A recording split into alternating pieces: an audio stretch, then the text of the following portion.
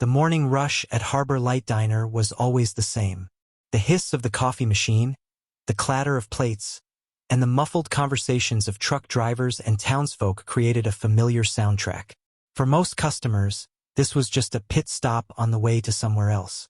But for Clara Monroe, the 25-year-old waitress with a messy ponytail and a tired smile, this diner was her entire world. It was how she paid rent for her tiny apartment and chipped away at the debt her late father had left behind. Despite the exhaustion, Clara carried something rare, an instinctive kindness that had nothing to do with tips or recognition. She noticed people. She remembered the names of regulars, their favorite pie flavors, even which ones liked extra sugar in their coffee. That's why she noticed him. Every morning, just after sunrise, an old man shuffled through the glass doors. His coat was patched, his shoes were worn thin, and his face was the kind that had known better days. His name was Walter Finch. Walter always sat in the corner booth by the window. He ordered the cheapest thing on the menu, a plain black coffee. Never food. Never anything more. But Clara noticed the way his eyes lingered on other people's plates, how his hand sometimes hovered over his stomach when he thought no one was watching. Hunger doesn't hide well, and Clara had grown up with enough lean nights to recognize it. One rainy morning, after Walter placed his usual order, Clara brought him coffee and a plate of scrambled eggs with toast. Walter blinked. "I didn't order this," he murmured, almost ashamed. Clara smiled as if it were a mistake. Kitchen mixed up the order. "Guess you're the lucky one today." His eyes shimmered with tears. He picked up his fork slowly, as though the food might disappear if he touched it.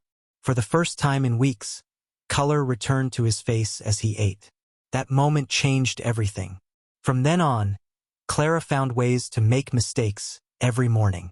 Pancakes instead of toast, soup instead of coffee, pie slices that seemed to get left over at the end of the day. She always paid for the meals herself, cutting into her own tips. But it didn't matter, because in Walter's quiet thank yous, in the way his hands steadied after a warm meal, Clara saw a life being gently restored. One evening, as the diner lights dimmed, Walter slipped a folded paper onto her tray. It was a short piece of music, scribbled in shaky handwriting. "I used to be a composer," he whispered. "I thought those days were gone. But watching you, it reminded me that kindness is a melody too." Clara tucked the sheet into her apron, her heart heavy and light all at once. She didn't need grand gestures, just this. Just knowing that her small sacrifices mattered. She never expected anyone else to notice. Until one morning, as the sun barely crept over the horizon, the rumble of engines shattered the calm. Two sleek black SUVs pulled into the parking lot, their tinted windows reflecting the diner's neon sign. The doors opened, and men in dark suits stepped out, scanning the lot. Every fork in the diner froze midair. Clara's pulse raced as the men pushed open the glass doors, their eyes landing on Walter's corner booth. Walter stiffened, his face pale. He whispered, almost trembling, "They've found me." The diner fell silent, the only sound the faint drip of coffee into a forgotten pot. Clara instinctively moved closer to Walter, placing herself between him and the suited men. "Can I help you, gentlemen?" she asked, her voice steady though her palms sweated. The tallest man pulled a photo from his pocket. "We're looking for Walter Finch." Walter swallowed hard. "I'm Walter." Clara's breath caught.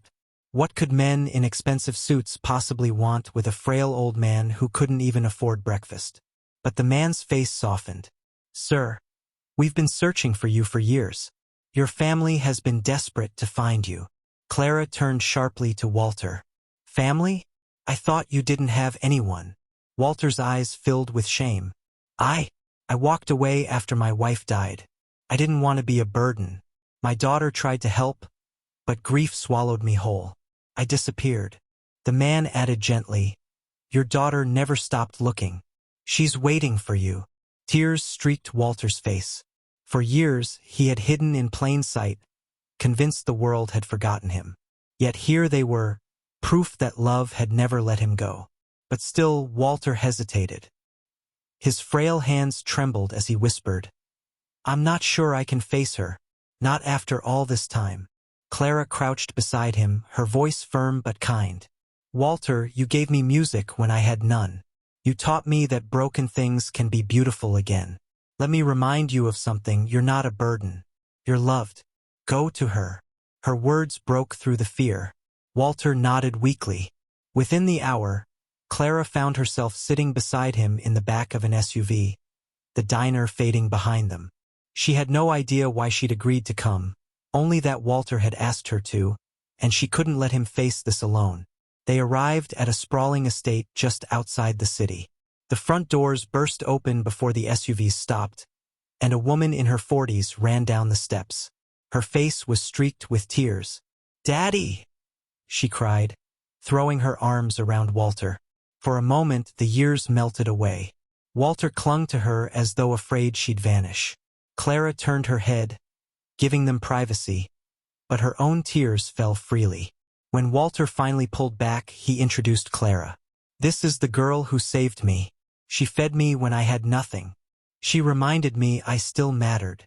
Walter's daughter, Evelyn, gripped Clara's hands. "You'll never know what this means. You brought my father back to me."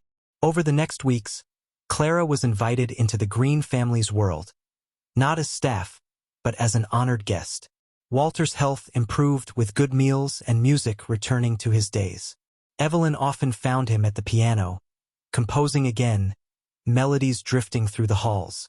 One evening, Evelyn pulled Clara aside. "You gave me back my father.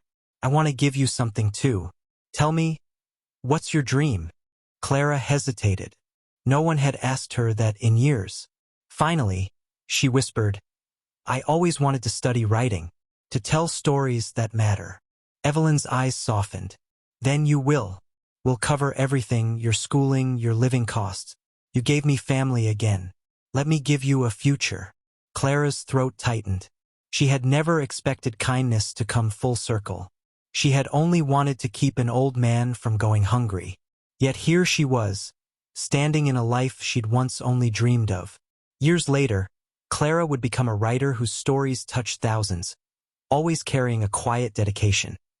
To Walter, who reminded me that kindness is never wasted. And Walter's music? It was performed publicly for the first time in decades. His compositions dedicated to Clara, who gave me back my song.